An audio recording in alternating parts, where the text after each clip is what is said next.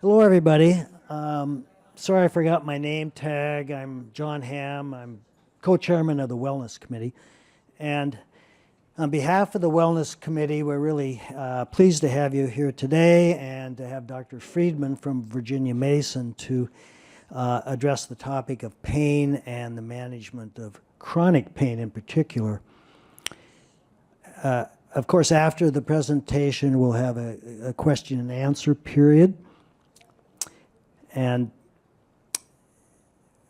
I just want you to know that the Wellness Committee has been thinking about this for a long time. How can we present a program on pain? And we know that this is something in the senior population that is ubiquitous, and we've all experienced acute pain, but chronic pain is different, and there are many ways to manage it. Sometimes it's with medication, but that doesn't work well for many people. So there are a lot of modalities that can help us with chronic pain.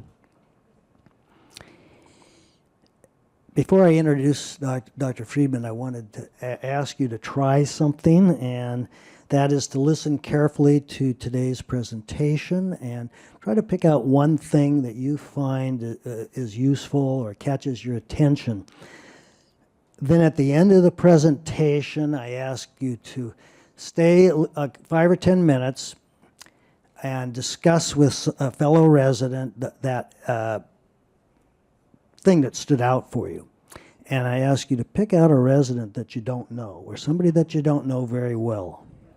And so obviously that's not only to reinforce the thing that you've picked out that's important, but to help with socialization. And socialization is a very important modality to help with pain and suffering, anxiety, depression. And of course, we foster that here in Horizon House. Now on to today's program. We're fortunate to have our neighbor, Dr. Friedman from Virginia Mason, to talk about pain and the management of pain. And about Dr. Friedman, he is the medical director of the physical medicine and rehab program at Virginia Mason. So he's our neighbor across the street. And he's held many prestigious medical positions across our community. And he's a pain specialist, specialist in the neuroscience of pain and the management of pain. So it's my pleasure to introduce to you Dr. Andrew Friedman. Thank you, John.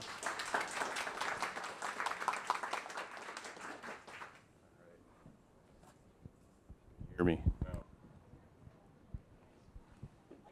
There we go.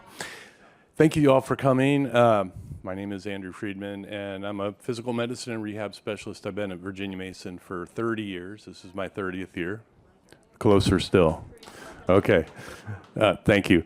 So I'm a physiatrist, which is a specialist in physical medicine and rehabilitation. We're one kind of pain specialist. The other kind that you might see is an anesthesiologist, and both of these fields have specialty training in pain. And so my specialty training was my residency, and then subsequently having worked in the field of chronic pain. At Virginia Mason, we have sort of a multidisciplinary approach where we use rehabilitation. We use injections sometimes. We use a lot of non-pharmacological approaches. And I think when we think about pain, we think a lot about the medicines used for pain. But as Dr. Hamm said, these are of limited benefit for a lot of people, and they have a lot of side effects at times. Preparing this talk was difficult for me because the field of pain is so broad that I wanted to just give an overview of some of the basic science around pain, some of the common conditions that we treat, and really leave time to talk about things that folks want to talk about. So I'll probably talk for about 35, 40 minutes, and then we'll open it up to things that people want to explore in more depth. So let's get started. This is just an outline of what I'm hoping to talk to you about today. And the first thing I neglected to ask somebody in the audience to define pain, but it's harder than you might think. To really say what is pain, and it's more than a sensation. This is the definition by the International Association for the Study of Pain. And you can read it, an unpleasant sensory and emotional experience associated with actual or potential tissue damage or described in terms of such damage. The point here is that it's not only a sensation. Acute pain, if you touch a hot stove, that's a sensation and a reflex, but it becomes much more complex than that fairly quickly. The IASP is a group that has a lot of representation in Seattle, and Seattle historically has been one of the centers for pain research in the world, and the department, especially at the University of Washington, has had many preeminent people there, starting with John Bonica and going through lots of other really prestigious people. And so we have a lot of resources in our community. Many of us at Virginia Mason trained there, including myself. So the impact of chronic pain is huge. These numbers are repeated when we do population surveys in the United States, but 50% of Americans are living with chronic pain, and more than half of those have what would be defined as high impact chronic pain, meaning it limits their ability to function and it creates a lot of distress, interference with activity, and interference with the sense of well-being. Causes more disability than any other medical condition. And these numbers start to sound, unintelligible, but $90 billion a year in the United States in direct healthcare cost, and then probably equivalent to that in disability in terms of missed work, people that can no longer work and end up on some sort of disability system before the age of retirement. This is a graph of just the population change over time, and because pain is more prominent in older people, this demonstrates that we're expecting to see more and more of this kind of problem. This is something that we as physical medicine specialists pay a lot of attention to, and what it really means is that, according to the World Health Organization, a disease is not just the impairment. An impairment might be, I've got a broken leg and therefore I might develop some sort of handicap or disability, and a disability is an inability to do something because of that impairment. A handicap is a loss of social role, so people that can no longer work or they can't have the normal relationship with their family that they once did. And in the treatment of pain, we pay a lot of attention to this because the impairment is one thing, but the impacts are much more modifiable in many cases, and so that's always an important part of the picture for us. I'm going to talk a little bit just about the basics of pain physiology, and starting with measurement of pain. This I drew myself. You can see it's not very professional looking, but this is the scale that we like to use, 0 to 10. How bad is your pain? I don't love the scale because everybody's got a little bit of a different report, but it is valid in that people will tend to report the same score in different situations, and it's responsive to change. Normally, a change of 2 points on this 10-point scale is considered clinically significant, and yes, that's a real effect. The reason that I drew the red lines where I did is this is the actual way that people present with low back pain, which is the most common cause of pain. Half of the people, or a normal curve, report about a 5 out of 10 pain when they present, but 50% of people say they have 10 out of 10 pain. And there's a clear gap between these two. So what's going on here? Are people different? Are half the people really just, sissies and they report more pain? Is there something physiologic going on? And we don't know all the answers to that, but I'll talk a little bit about that as we go forward. But I've always found this to be a fascinating phenomenon here, that we have these two disparate groups, some who are more sensitive and some who are less sensitive to pain. When we think of acute pain, when you touch a fire and you withdraw your leg, a lot of that is a reflex that occurs at the spinal level. This picture shows up a lot in pain talks. This was Descartes, the mind-body guy who said, "I think, therefore I am." And, back in the 16 and 1700s when he was working, we didn't really know about electricity or how nerves work, but he, determined that just like I think, therefore I am, that I feel pain in my brain. It's not a sensation in the periphery, and that was new information. He actually had thought it was like a string that got pulled and a bell went off in the brain. We now know it's electrical and chemical.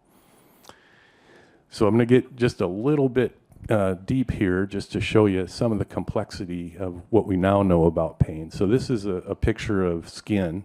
The top part is the skin cells, and all of these little organelles in here are different sensors of touch and pain. For example, I don't know if I have a pointer, but on the right side of the screen with the little squiggles on it, that's a mechanoreceptor. So when the skin is pressed, those little squiggles compress and they let go an electrical signal, and you feel that as pressure. The deeper one on the left, which has the lamellar type organization, you have to have more pressure to be able to have that thing fire. And that's pain or pressure or mechanical thing that might be damaging to tissue. And so with the other types of receptors, these things all work together to give you a sensation of what's really going on. I'm feeling a hot pressure that's sharp, for example, and they all come together and synapse in the spinal cord. If you look at the red thing on the left, that's one type of pain receptor. That's just a bare nerve ending that exists in the skin itself, and it can feel chemical or thermal type of stimulation.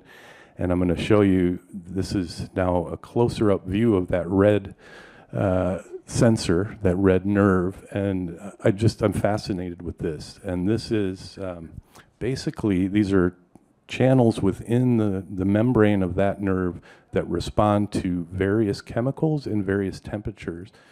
These are called TRP channels.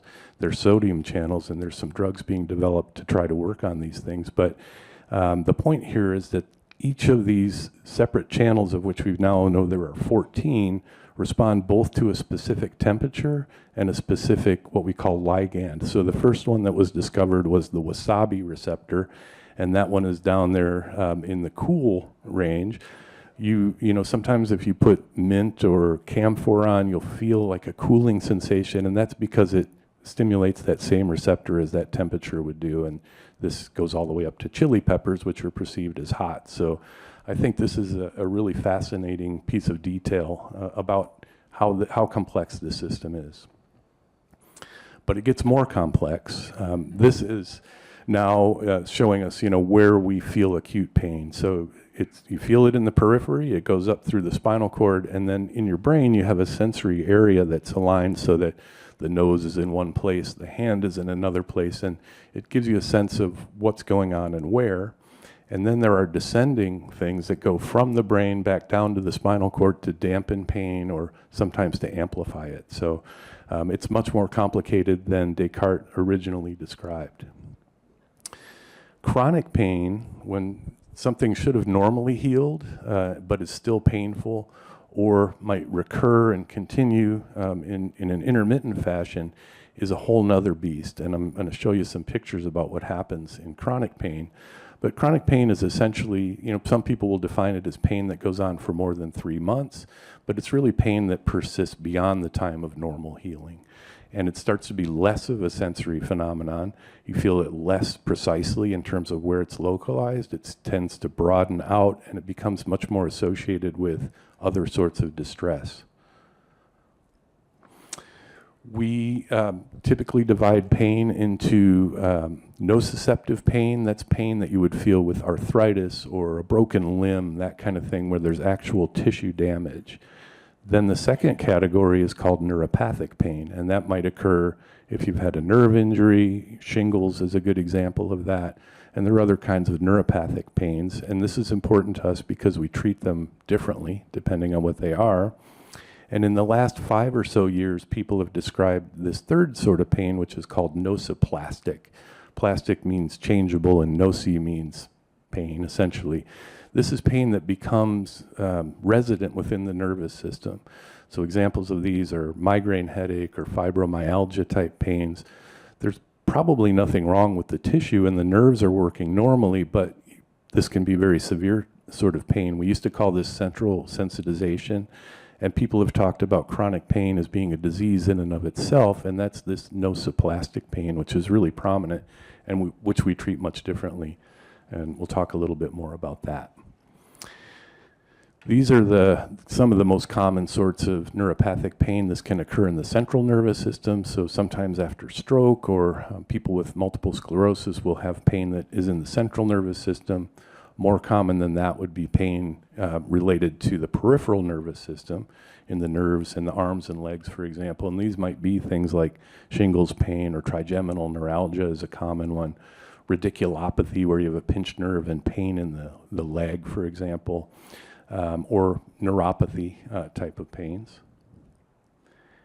But most chronic pain is actually that first type, nociceptive, and most of that is musculoskeletal, and most of that is spinal. So between back pain and neck pain, that represents about 50 to 60% of chronic pain. And then these other kinds of pains are common, but not as common. So joint pain in the knee or shoulder, severe headache or migraine is actually up there too in terms of common causes of pain. And the graph on the left is just showing that both presence of chronic pain and presence of severe chronic pain increases with increasing age. And it's super common. If you look at all adult populations, 3-month prevalence of musculoskeletal pain is really high. It's up to 50%. So if we ask any of us who in this group has had chronic pain in a joint or musculoskeletal pain in the last 3 months, 50% of any group would say yes, and I would imagine in this group as well. So it's everywhere. This is what we call a functional MRI scan. The cartoon on the left is showing areas of pain in the brain, and normally it starts with the sensory areas in the brain, which are in the back part of the brain. But with chronic pain, I'm going to walk over to the slide and show you. In healthy controls, people that don't have chronic pain, mostly what lights up, we give people glucose, labeled glucose, and we can see the metabolism in the brain here. Normally, you just feel this in the sensory area. As pain becomes more chronic, what you see is this frontal part of the brain and the central part of the brain light up much more. And this part of the brain is thoughts, emotions, meaning, and this part is emotions like fear and joy and those kinds of things. But they become much more activated, just like they do in depression, in chronic pain. And so that becomes a perpetuating part of what's going on. The limb can be healed, or the original injury can be healed, but the brain develops this pattern of association between pain, emotion, and thoughts. And it's very powerful. It's also modifiable and reversible. And we'll talk a little bit about how we do that. So we talked, that graph that showed some people have 10 out of 10 pain, other people have 5 out of 10 pain. Why is that? So there are genetic influences to this. In experiments, if people poke a pin into the jaw muscle, people segregate into 2 groups. One group says, oh, that's not that bad, and the other group says this is really terrible. When we've looked at the genetic reasons for that, there's a single amino acid in an enzyme that metabolizes dopamine that can segregate people into those groups. So if you just did somebody's genetic analysis, you saw which form of the enzyme they had, you could tell if they were going to segregate into the pain tolerant or the pain stoic group. So there's some of that. Then that's a genetic thing.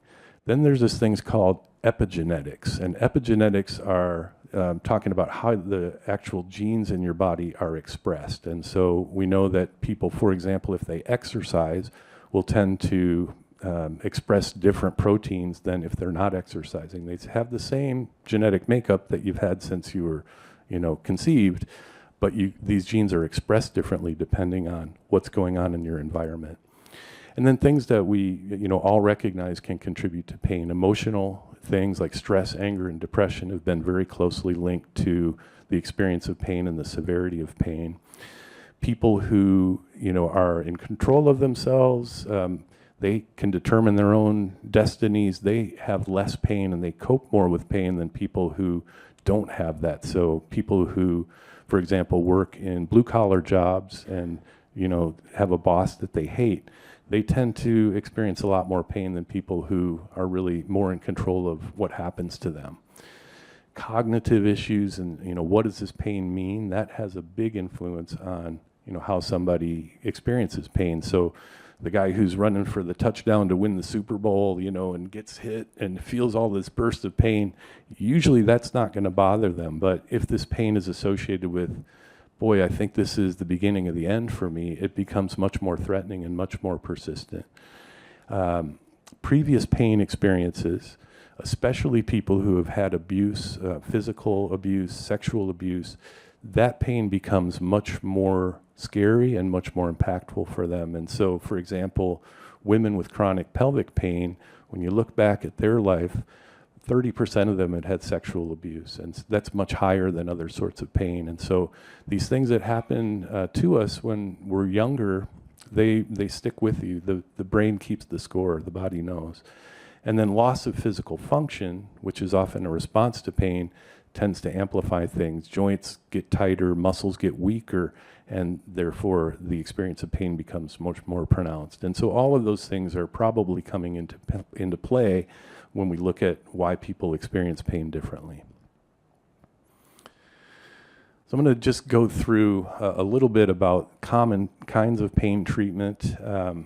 The first thing that we want to do is make sure we know what we're dealing with. So not everybody with pain needs to see a physician, of course, but these things on the right are red flags. If you have pain that's progressively worsening over time, that might be something serious going on.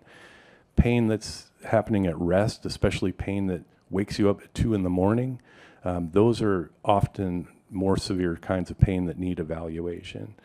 Obviously, if you've had a significant trauma and you have severe pain, that's something that could be a fracture or something that, you know, needs to be evaluated. Sudden severe pain or pain that's associated with illness like fever, losing weight, those are things that tell us, hey, maybe there's something going on here like cancer or an infection. And so if you have any of those features of pain, those things need to be evaluated by a physician.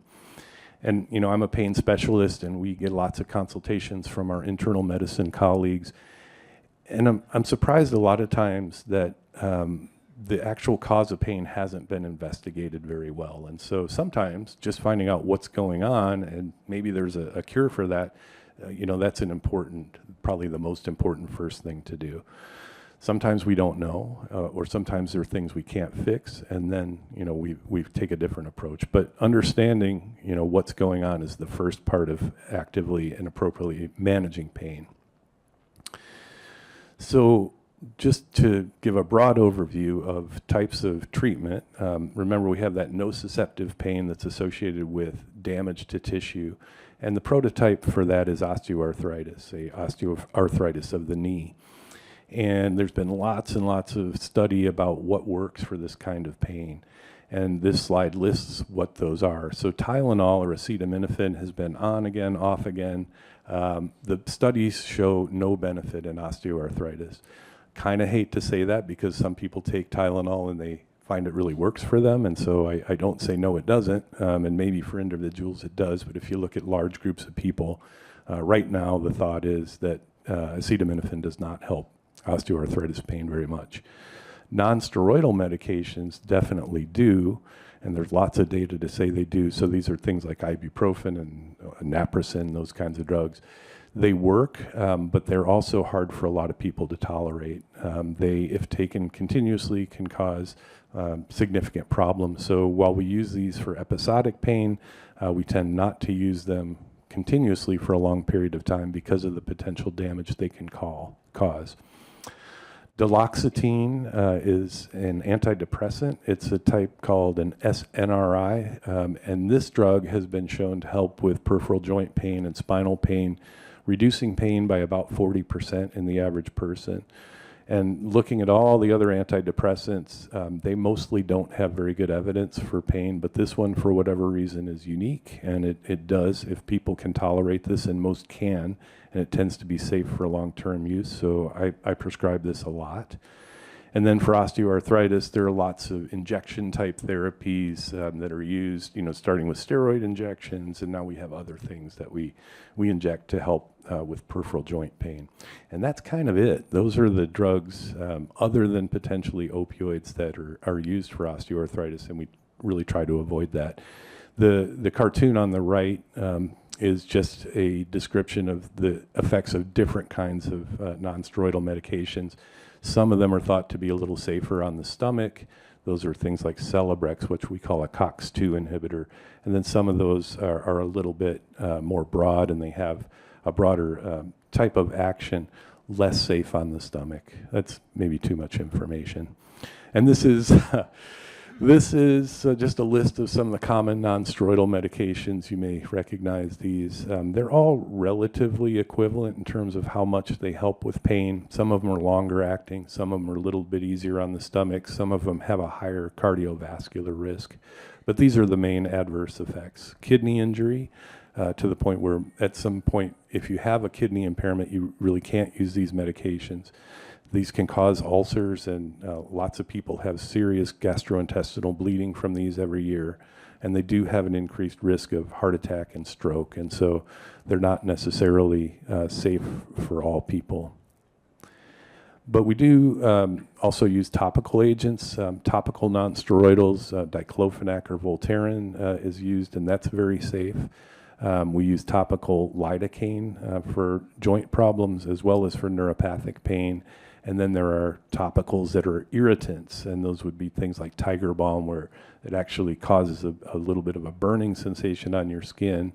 And if used over a long period of time, they can actually deplete some of the pain neurotransmitters, and they can be helpful. This is particularly helpful in shingles pain, actually. We don't use topical steroids for pain very much anymore.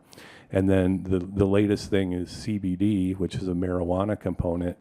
It really seems to be helpful for a lot of people for muscle pain. And as long as it doesn't have a lot of the THC in it, it's not psychoactive. And so a lot of people are using this to good effect. Neuropathic pain, we would tend to take a different approach. Remember, these are things like neuropathy pain or shingles pain. The first drug that most doctors will turn to now is gabapentin for that. Gabapentin was originally developed as an anti-seizure medication, but it was found that it helped some people with neuropathic pain. What I want to point out here is that the number of people needed to treat to get a 50% reduction of pain with gabapentin is around 7. So you'd have to treat 7 people with gabapentin in order to get one person that has a 50% reduction in pain. So that's not very good. You know, the number needed to harm is probably similar. And gabapentin and its relative pregabalin, the main thing that they do is cause sedation. And so a lot of people really can't take it, or they can just take it at night. Tricyclic antidepressants are useful for neuropathic pain, and the number needed to treat for a 50% reduction with those drugs is 4. So it works better, but it's also harder for people to tolerate, so the number needed to harm, and the harms here include falling over, passing out. That number needed to treat is somewhere around the same as the number needed to harm. So those things are sometimes useful, but have to be used with caution. And then the SNRI antidepressants, that duloxetine, can be very effective for neuropathic pain as well. And then for certain types of pain, we use other anti-seizure medications. Tegretol is the drug of choice for trigeminal neuralgia for some reason. And then topical agents like lidocaine can help if people have neuropathy in their feet. And I've been using a lot of topical ketamine. Ketamine is originally a veterinary anesthetic, but and when compounded into a cream, is quite effective for neuropathic pain. I thought I had taken these slides out, but I'm not going to really go too much into detail about these.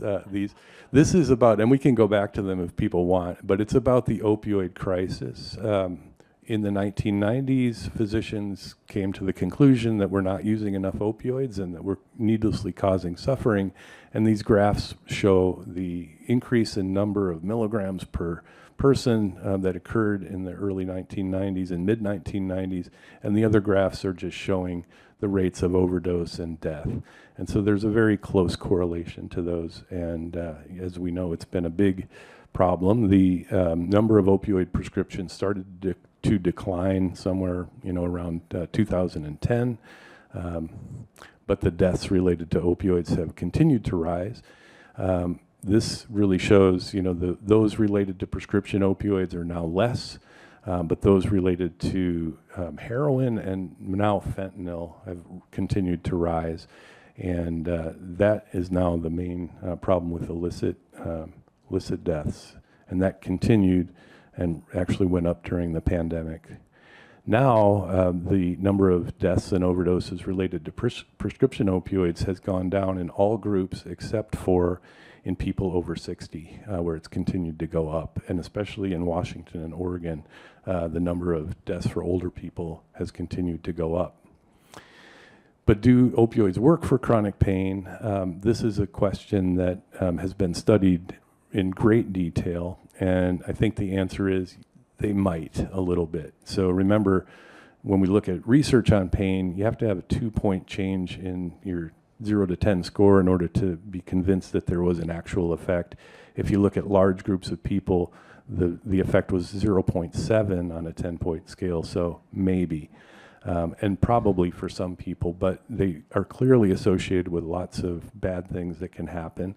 And when people have taken opioids for a long period of time, they sort of stop working, and people can then start to require more medicine, or they can even develop pain that increases because of taking these medications. So there's less and less enthusiasm for using these chronically. And this is just a graph of the number of people that have been harmed by opioids, and it's dose related. So a very low dose is much less likely to cause harm than a higher dose. And here a higher dose was at 50 or 90 morphine equivalents, which would be, let's say, equivalent to about 25 milligrams of oxycodone up to 50 milligrams of oxycodone. The rate of adverse events goes up very rapidly. We also have found that people, once they're on opioids, have a very hard time getting off of them.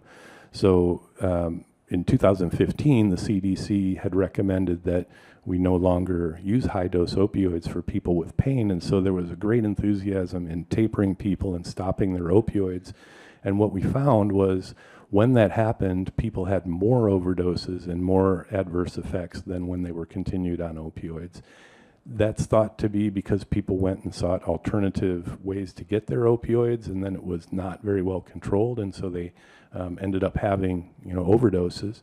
And so currently the patients who've been on these for a decade, we mostly try to very slowly reduce their dose, but not suddenly. And this has been a subject of a lot of debate. The CDC came out with another guideline last year, or in 2022, and they really softened this, taper people off idea. But the intention now is try not to, except in, when really necessary, try not to start people on chronic opioids because they're going to get stuck on them, and the benefits that people get over the long term may not be very significant. There is a group in Washington State called the Bree Collaborative, and this is a public-private group that looks at how to improve healthcare. And one of the things that they studied was pain management in older individuals over age 65. And the findings of these were, that people who are over 65 are much more likely to be on multiple medications. There was just a study published in JAMA last month that shows that polypharmacy, meaning people who take 5 or more medications, has gone up. It's doubled in the last 10 years. So there's lots and lots of medications, and when you get over 5, it starts to become hard to know how they're interacting with each other and what's doing what. And as we get older, people prescribe drugs to us, but they rarely take them away from us, so they start to add up, and many people have medicine lists, of 20 or more medications, and then it's really hard to know what's going on. People as they get older also have more variable renal function, kidney function, and that's how we metabolize a lot of these drugs, and so the drug levels can fluctuate a lot more, and people tend to have more comorbidities, and so they have a bigger impact. Pain has a bigger impact on older individuals. But there are some global things besides medications that I'm going to talk about next. The non-pharmacological approaches to pain. This is just, once again, a reminder to have an assessment of your pain. If it's been persistent and nobody knows what it is, at least you want to know what it is. And the slide on the right is just showing some advanced knee osteoarthritis compared to a normal knee. So the things that we can do that are non-medication that have a big impact. Sleep, optimizing sleep is maybe the number one thing that I talk to my patients about. Fibromyalgia, for example, which is a diffuse pain syndrome, has been shown to be very closely correlated to poor sleep. And people who have obstructive sleep apnea, who start with a CPAP, a lot of times their chronic pain will improve very significantly by 30 or 40% or more. The same with insomnia. If you're not getting restorative sleep, your pain is going to be worse. What we know is that people tend to get much more adrenaline if they're not sleeping well, and so they're really amped up, and that causes pain to be more intense. And so finding ways to get restorative sleep, and especially that REM sleep, where you're not moving, it seems to be that your brain and your muscles are clearing out toxins while that occurs. Most medications which induce sleep interfere with that REM sleep, and so finding non-medication ways to improve sleep is the ideal goal. Staying active is really important. There are various sorts of exercise approaches. One is strengthening, building muscle bulk. That seems to be very possible in all individuals, and people have looked at people up to 90 years old, and it shows that strengthening exercises to build muscle bulk is possible and effective in older and younger people, and that helps to both metabolize energy more efficiently and keep you thin, but also stronger and more capable. And then there's aerobic exercise, getting your heart rate up into that target heart rate zone. That releases our own painkillers, our endorphins, and really helps with pain management. And that's usually recommended to be at least 20 minutes, 3 times a week in that target heart rate zone. And then exercises for balance and movement and coordination of muscles. This is a person doing Tai Chi. That's been shown to be very effective. And so the latest studies on Tai Chi actually show it to be as effective as physical therapy in terms of pain reduction. We doctors like to do a lot of injections, and so this might be a part of something that could be helpful. We do injections in the spine. Those are called epidural steroid injections. Sometimes the joints of the spine are arthritic, and we can treat those. Facet joints, there are various injection techniques for the spine. Corticosteroid injections, which were initiated in the 1950s, boy, they were a miracle when they came out. People would, for example, a shoulder bursitis or a knee pain, really get great relief from their initial steroid injection. And so these became very popular and were overutilized. And what we found is too many steroid injections into a joint actually accelerate arthritis. So we use these still, but we try not to do them repeatedly over time. We're looking for other things that could be injected into joints, to lube them up or to help the joint repair itself. And the current things that people are trying now are this thing called PRP, which is platelet-rich plasma, taking your own blood, spinning it down to get a little fraction of growth hormones out of that blood and injecting that back into joints. It probably works if somebody has moderate arthritis. It probably works as well as steroids and for longer and doesn't have that effect of breaking down tissue. And then, there's lots of excitement about stem cells. It would make sense that you could rebuild cartilage or whatever tissue you're trying to, and there's lots of people doing this, but there's no data. There's no evidence that stem cell injection at this point in time has an effect, which I don't know. Some of my patients come in and tell me they had a stem cell injection or they want one or their cousin had one, and it's hard to talk people out of that. But there is no data, no science, no study that shows that this is actually beneficial yet. And then complementary and alternative medicine approaches are really appealing to a lot of people who don't want to take or can't take medications. And this lists many of those techniques. And so massage therapy is one of those. There have been many studies of massage therapy, and the evidence is mixed. There's been no definitive study that says, yes, it works for everybody, but some people find it does. Acupuncture, as we know, has been around for thousands of years, and there is good data for acupuncture to be effective, especially in chronic neck or chronic low back pain. Multiple studies have shown that. Naturopathy is just a type of medicine where they would tend to use more herbal and natural and dietary interventions. And for some people, this is very helpful and safer, I think. Chiropractic treatment can be helpful, especially for spinal or joint pain. If you look at patients who are treated by chiropractors as opposed to doctors like me, allopathic doctors, people who get chiropractic tend to have similar outcomes for spinal problems as seeing doctors like across the street, and it tends to be less expensive. And that's if you look at large groups of people. There are some very specific things that need medical treatment, but if we're just talking about population-based management, chiropractic is actually pretty cost-effective. Pilates and yoga are both movement-based therapies. Pilates tends to focus a little bit more on stability, yoga a little bit more on flexibility, although that's not universally true. And those things do have some, but not very good evidence for benefit in terms of pain, but they are certainly good in terms of balance and ability to function. And then meditation has been shown to be helpful for a lot of people, and I think there's a meditation program here. And then the last one, laughter therapy.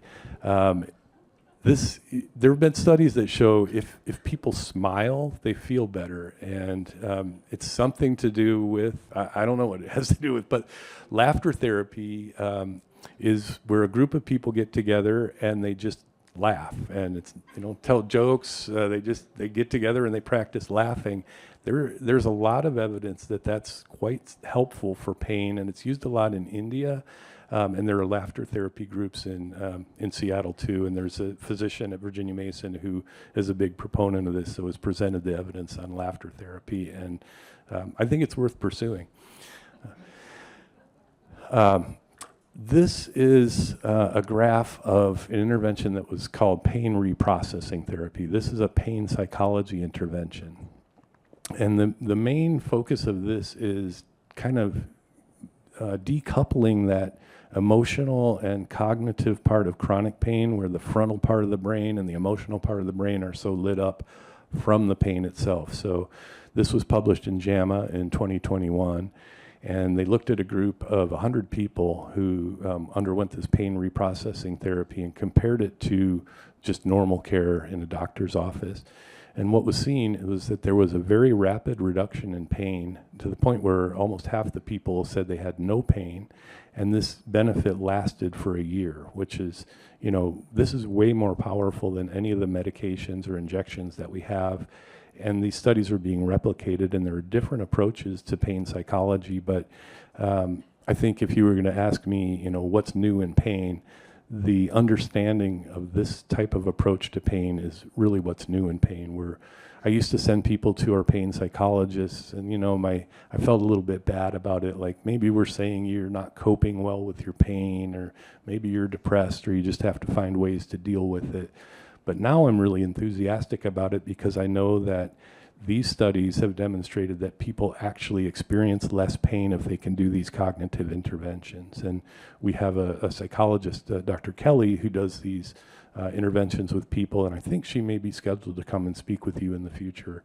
But I really encourage people to do these things now, and we're doing these as groups, online groups, and people find it really helpful, interesting, good information. And also, it's a way that people, peers, support each other, and it's just been a fantastic thing that we've been doing. I just want to leave you, before we start, with some questions and answers, with some information. We have a Department of Physical Medicine and Rehabilitation. It's on level 2 of the Health Resources building right across the street, and we have physiatrists like myself, pain psychologists, physical therapists who work together. We have anesthesiologists and surgeons who often will get together and talk about specific cases. So we try to present a multidisciplinary approach to pain. And then the bottom bucket here is the Center for Integrative Medicine, which is also right across the street. And they have acupuncturists, and they have a woman who is an internal medicine physician, but also trained as an herbalist in England. And so they'll do dietary approaches, have massage therapists, acupuncture, and that kind of stuff. So we try to work together to give people what they need, do a good evaluation of what's going on, and then present alternatives to people. And I think Dr. Ham, I don't know if you're going to mention the Health and Wellness Committee and what sorts of these are here. Yeah. And then there's just a thank you slide, and I think Dr. Ham was going to talk about that. It was supposed to say thank you on it. Sorry.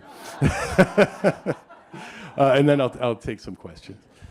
Thanks. Yeah. Great.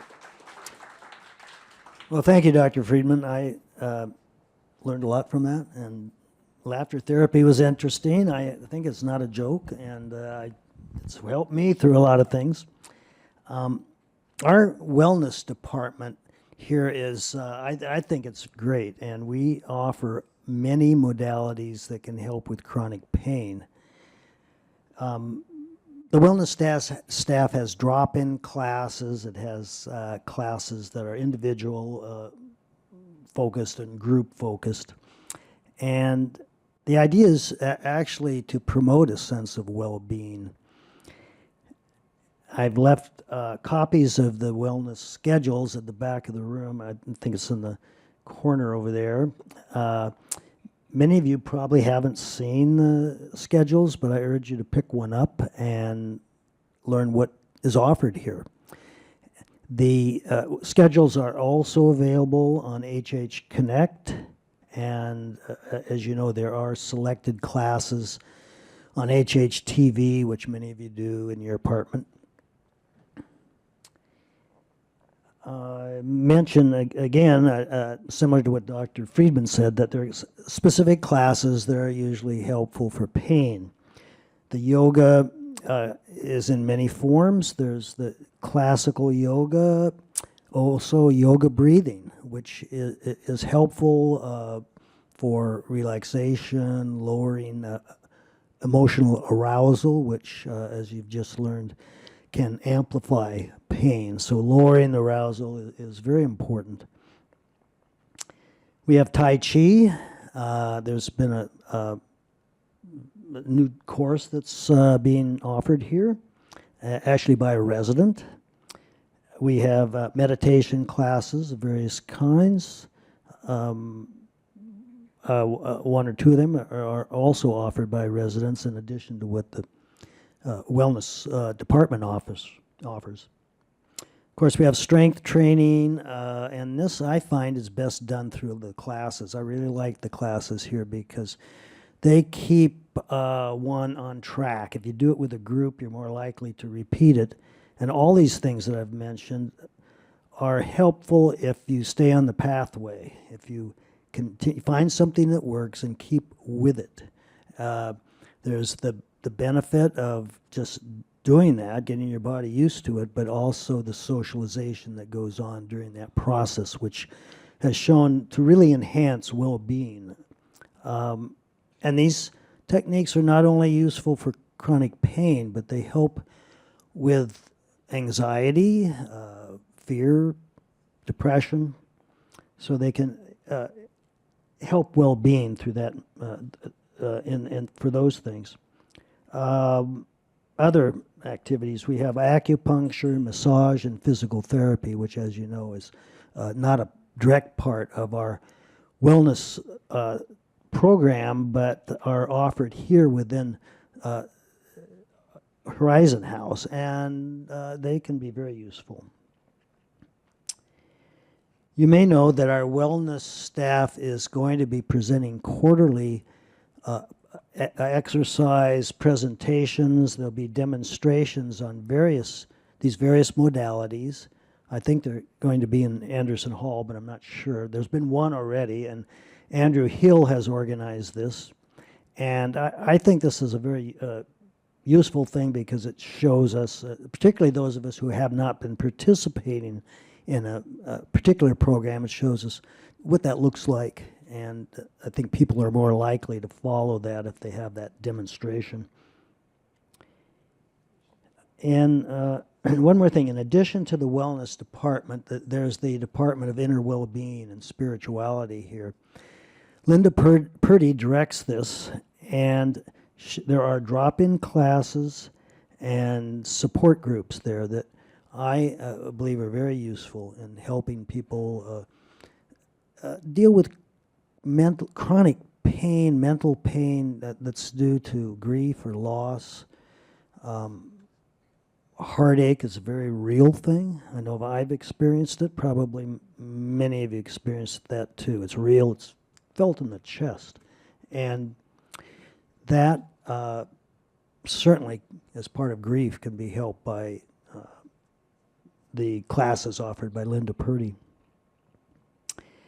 And as Dr. Friedman mentioned, in the fall we'll have what the Wellness Committee is calling Part 2 of pain management, and that will be offered by a Zoom class from Dr. Linda Purdy, who's a pain psychologist, and she's going to be teaching us the different psychological skills that we can benefit from. And she then will follow this up by group sessions that will support groups that help continue to practice those skills. And she, I believe, refers to it as developing an individual pain managing toolkit, which combines several approaches. So I think it's time for question and answer. So I'll leave this back, turn this back to Dr. Friedman.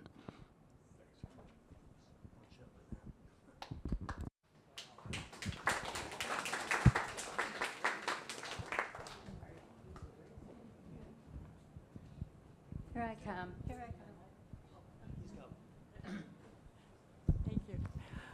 I noticed that acupuncture is listed as one of the alternative ways of managing pain, which I have been participating in.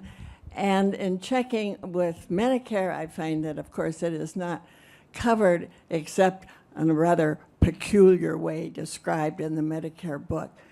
I wondered whether the acupuncture in the Center for Integrative Medicine, is that the name of it, at Virginia Mason, which includes acupuncture, is that covered by Medicare?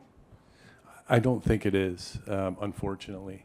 And this just brings to mind a recent study that looked at access to what we would recommend in terms of high-value interventions that have low risk, like acupuncture. And what's been shown is maybe the people who need it the most don't have access to it because of their insurance benefits. And so this has been noticed by the state of Washington, and I just became aware yesterday that Medicaid in Washington state is going to start covering acupuncture for pain. So I would hope that Medicare would follow, but as of now they don't pay for it. And it affects those little nerve endings that you were showing, all of those. Yes, the way that acupuncture works, when my patients ask me, I say no comment, because the way that the acupuncturists describe it is in ways of altering energy flow through the nerves, which I don't understand, but I just know that it works. What? There's a question here. Yeah. What does having a high pain threshold mean? That's a great question. There are two concepts that we would think about there. One is the sensory threshold. So how hard do you have to be poked with a pin in order for you to register that as pain? That's a sensory threshold. A pain threshold is how much pain are you willing to tolerate? And that varies a lot between different people. So most of my patients who seem very pain sensitive tell me that they have had a high pain threshold in the past and something changed. And I don't know if that's really true, if that's been studied, but essentially having a high pain threshold means you can take a lot of pain without really being bothered by it. You mentioned that you trained at the University of Washington. Several years ago, there was a highly successful, internationally known program on behavioral approaches to chronic pain, Bill Fordyce and his group. Whatever happened to that? Well, that lives on. Yeah, Bill Fordyce and his son, Dr. Fordyce, used to work across the street. They worked with John Lozier quite a lot, and so they had a multidisciplinary group that looked at all of these different ways of approaching pain at the same time was very successful. We had one at Virginia Mason as well that was modeled on that. Dr. Williamson Kirkland came from the university to Virginia Mason and built that. Those were only funded by workers' compensation programs, and so other insurance companies didn't fund those, and so the university closed their program. Virginia Mason closed their program, but that group that was at Virginia Mason is now at a place called the Rehab Institute of Washington, and so that persists, and those things do carry on, but it's still mostly only available to people with industrial insurance, unfortunately. Dr. Friedman over here. I am a new member of a person who has a new implant called a spinal cord stimulator. I'm very much in love with it, I'll tell you. But I noticed you did not address that at all. What is your feelings on it? Thanks for asking that. So there's a whole group of interventions, neurostimulation, and the idea here goes back to the gate theory of pain, which people started to understand in the 1950s, that if there is a stimulation occurring, the nervous system can only transmit so much information at one time. And so putting a stimulation that's non-painful in place can block painful stimuli. And this has evolved over the years. It used to be the spinal cord stimulator implants would create this buzzing sensation that people really didn't like. Now we're using technology that stimulates at a very high frequency, 10,000 hertz, that you can't really necessarily feel. I don't know in your case, but there's been a mixed experience with this. It's invasive, and so you have to have an electrode implanted in the spine and a generator on the outside, and this technology has gotten better so that the problems that we used to have with these things are much less. But only a certain group of people will tend to respond to spinal cord stimulation, and historically the most effective are those that have neuropathic pain, especially in the lower extremities. People have gotten excited about trying to use this for like chronic back pain, and the outcomes from that are much less good. In Europe, spinal cord stimulation is used for things like vascular insufficiency in the legs with some success. So it is out there. We do them, but it's kind of an end stage thing that people will get to after they've done many other things. So After you've done the gamut of everything else. yeah, that's But correct. let me tell you, it brought me from an 8 to a 0. Wow. And I'm so impressed. But it's only 3 months old. We'll wait and watch.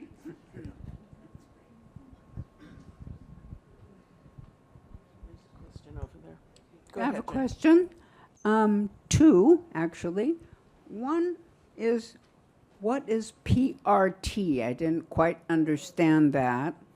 And then secondly, what research, if any, is available about the use of marijuana products? I know, for example, a lot of people talk about it, but I don't know much about it. Well, I tried a cream, that didn't work. I just don't want to walk into a pot shop without information. Yeah. So PRP, platelet-rich plasma. Excuse me, PRT. Oh, that was the pain reprocessing therapy, the last slide that I showed. That is a pain psychology intervention. It's one type, and there are many other types of pain psychology, but that's pain reprocessing therapy. As far as the marijuana goes, there is not a lot of good data to say that it's helpful.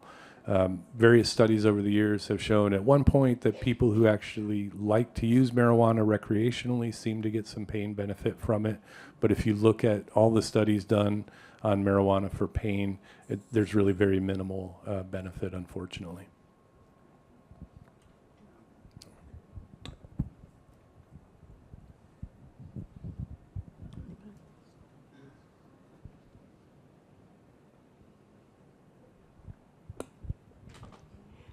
I notice an imbalance of men versus women here.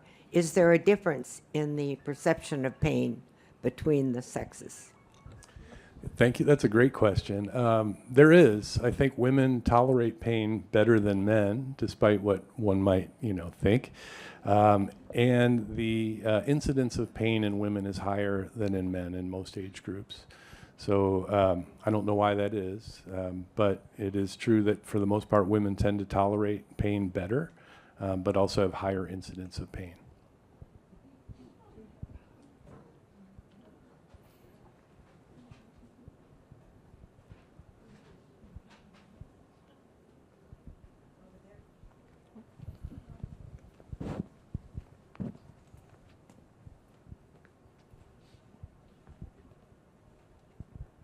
I think at some point you mentioned the importance of getting your pain evaluated, and you're talking about all the information you have about pain, but I'm concerned that people wouldn't have access to people like yourself who know all that. Most people are seeing their primary care physician, and I don't know how well they are or not educated to know approaches, and so I'm just concerned there's probably an access problem with people getting the kind of help you're describing. Yeah, the comfort with treating chronic pain among primary care physicians seems to be very variable. Some are really interested and can do a good job evaluating it. Other people are quite uncomfortable with it. We do have, in our group, we have 8 physicians like myself, and it is about a 30-day wait typically to get an appointment with us, but we do have access. Thank you.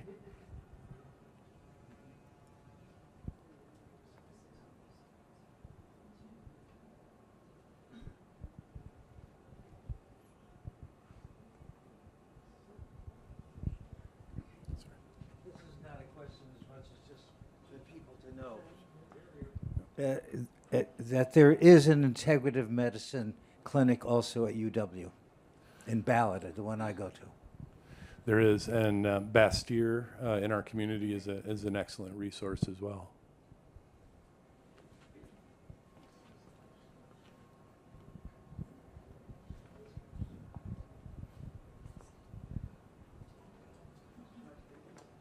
Yeah, I understand that there's a program at Swedish. Yeah, there's a program at Swedish led by Steve Stanos, is a physiatrist like myself, which they call the Functional Restoration Program. And Steve, who was originally from Chicago and ran a similar program there, is now at Swedish. And I think he's found some success in getting a program, a multidisciplinary program put together that insurance does cover. So that is a good resource. Thank you. Mine was with Swedish. Yeah. They're okay.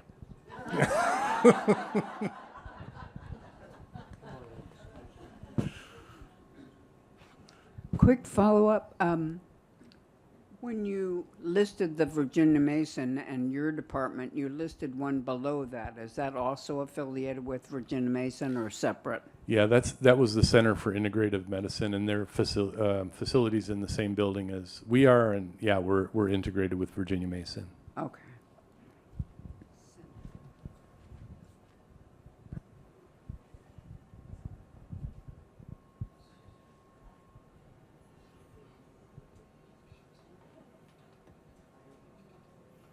Well, thank you very much. All right.